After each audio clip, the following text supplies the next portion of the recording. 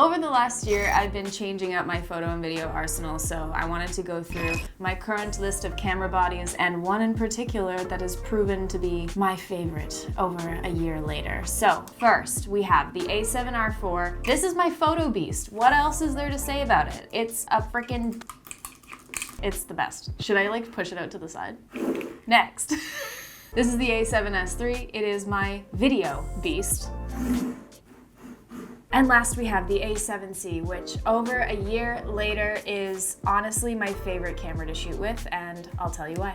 Okay, so let's talk about one of the most obvious differences between this camera and most other cameras. It is the size of it. So I have a scale right here and I'm actually gonna weigh it. It is about 509 grams. It's obviously significantly lighter than many other camera bodies. The other thing is the actual physical size of the camera is smaller as well. It doesn't have a viewfinder that protrudes, the grip isn't massive. I mean, there's a comfort level there with holding the camera that you might be missing with other cameras, but it's not something that really bothers me. Bear, you want to be on camera?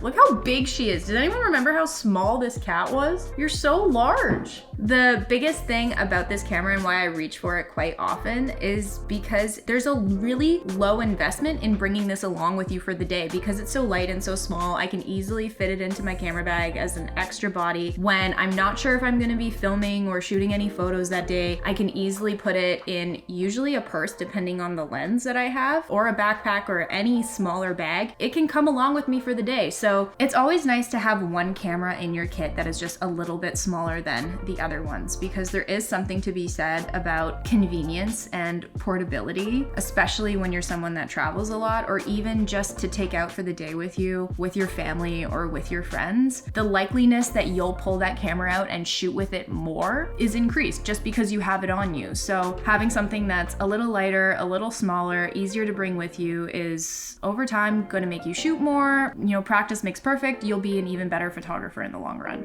And so for me, it just helps me capture every moment, as cheesy as that is.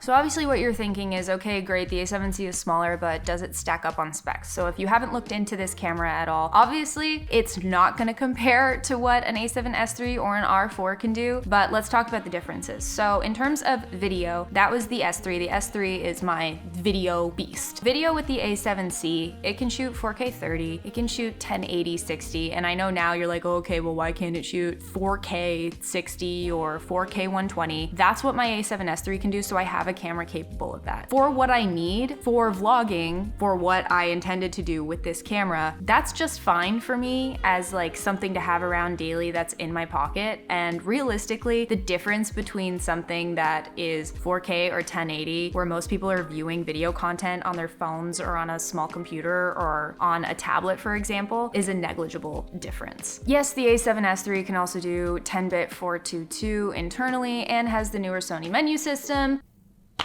but the size is still, there's something to be said about the size. And in terms of photo, so obviously my A7R4 has 61 megapixels, the A7C only has 24. But again, can you really tell the difference when most people are viewing content are on their phones or on small devices? Okay, we're gonna ask the professionals on this side of the house what they think. So we took 2 photos, one with the R4, one with the I actually love these C. challenges. I know. Chris did his own video. We'll have it linked up there. Which one do you think is which?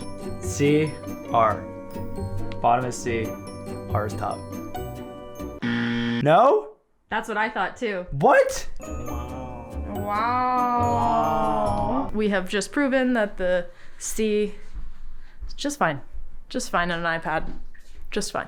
This video is sponsored by Storyblocks. Storyblocks doesn't want you to sacrifice your creative vision due to time, budget, or resources. Every creator should have a Storyblocks subscription. Storyblocks is a complete library of 4K and HD footage, After Effects templates, music, sound effects, so many things to make your creative vision come to life. It's also royalty free, so you can use it for commercial or personal use. There are subscriptions for every budget, so you can choose a plan that's flexible for you, so you can just get back to creating and not worry about your finances. What I love about Storyblocks is they're committed to including more inclusive and diverse content to help creators tell their unique, individual, and authentic stories. How they're doing that is hiring creators from marginalized communities to increase representation of the diverse world that we live in. Their unlimited access plan gives you access to over 1 million assets in their library so you can create more, spend less, and just focus on creating.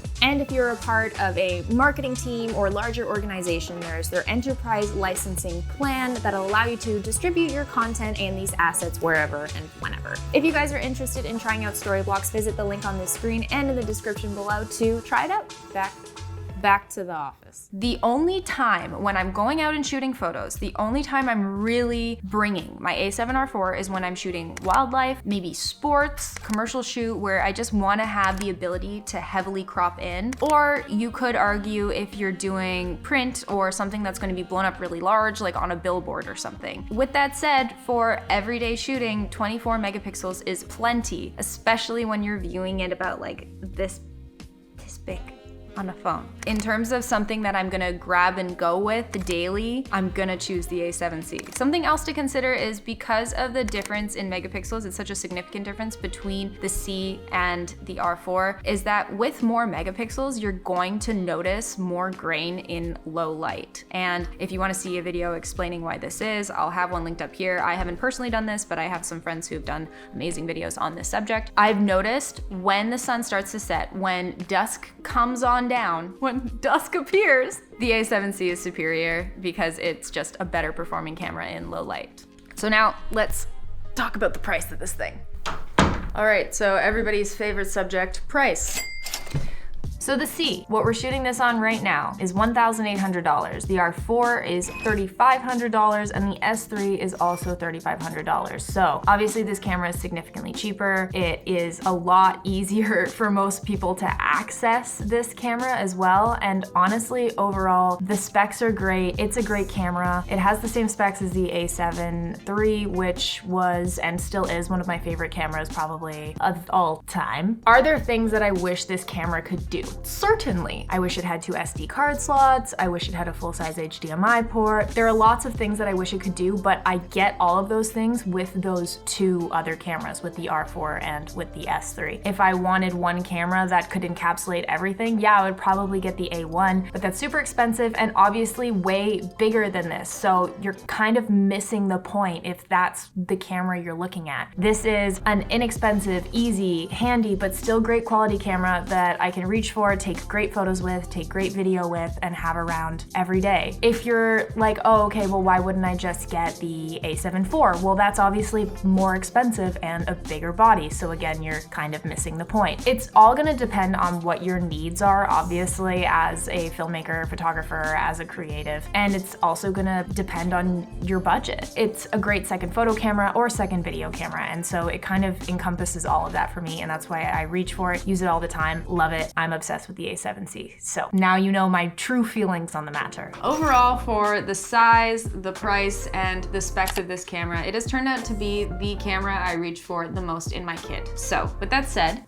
thank you guys so much for watching today's video. If you liked it, please give it a like down below, subscribe if you're not already, and hit the notification bell to get notified for all future videos. It really helps support my channel, and I will see you guys in the next one.